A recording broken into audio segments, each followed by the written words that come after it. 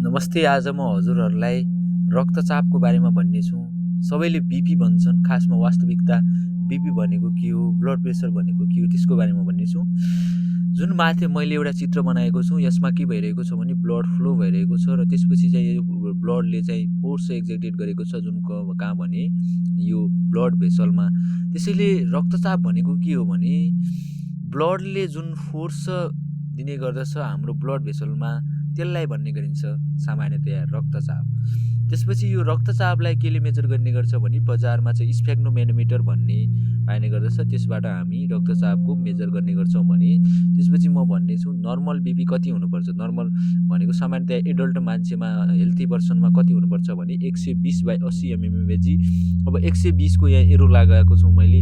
यो भनेको के हो भने सिस्टोलिक ब्लड प्रेसर हो। सिस्टोलिक ब्लड प्रेसर भनेको के हो भने जुन बिपी रिडिङ हुँदाखेरि हाम्रो हार्ट कन्ट्रेक्सनमा भएको हुन्छ, त्यो अवस्थामा सबैभन्दा बढी माथि जुन रक्तचाप परेको हुन्छ त्यसलाई भन्ने गरिन्छ सिस्टोलिक ब्लड प्रेसर भने। जस्तै यहाँ भनेको 120 भनेको सिस्टोलिक ब्लड प्रेसर हो भने डायस्टोलिक ब्लड प्रेसर भनेको जुन लोएस्ट हाम्रो हार्ट रिल्याक्स छ हुँदाखेरि जुन बिपी देखिने, रिडिङमा बिपी देखिन्छ, त्यो भनेको के हो हाम्रो डायस्टोलिक ब्लड प्रेसर हो। त्यसपछि यी दुई बीचको डिफ्रेन्सलाई के भन्ने गरिन्छ भने पल्स प्रेसर भन्ने गरिन्छ। सामान्यतया पल्स प्रेसर भनेको 40 mmHg हुने गर्दछ। त्यसपछि म हाइपरटेन्सनको बारेमा भन्नेछु। हाइपरटेन्सन कति नर्मल रेन्जलाई भएर बुझ्ने गर्दछ। यसमा चाहिँ 4वटा स्टेजहरू रहेका छन्।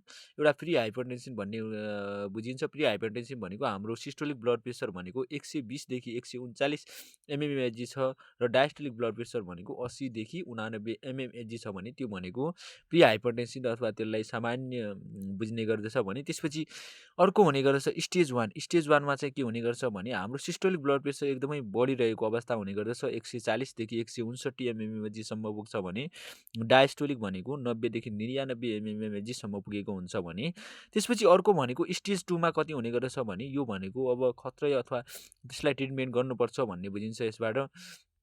यसमा कति हुने गर्छ भने स्टेज 2 मा सिस्टोलिक ब्लड प्रेसर भनेको 160 mmHg हुने गर्छ भने डायस्टोलिक भनेको 100 mmHg हुने गर्दछ भने त्यसपछि अर्को हो एसटिएन क्राइसिस भन्ने गरिन्छ, जुन हाइपरटेन्सन क्राइसिस भन्ने गरिन्छ। यो अवस्था एकदमै खतरा बुझ्ने गर्दछ, जसमा बिपी भनेको सामान्यतया 180 सम्म अथवा त्योभन्दा बढी गइसकेको अवस्था हुने गर्छ भने डायस्टोलिक भनेको 120 सम्म पुगिसकेको हुनुपर्छ। यो अवस्थामा चाहिँ के बुझ्ने गर्दछ भने त्यो मान्छेलाई इमर्जेन्सी ट्रिटमेन्ट चाहिएको छ भन्ने बुझिन्छ। हाइपरटेन्सन क्राइसिस भइसकेको छ, नत्र किन गएर भोलि उसको organ ड्यामेजका कुराहरू अथवा भोलि प्यारालाइसिस हुन सक्छन्, त्यस्तो डेन्जर हुने गर्दछ। त्यसैले एउटा बिपी भनेको एउटा सामान्य रोग, यो एसटिएन भनेको एउटा सामान्य रोग होइन।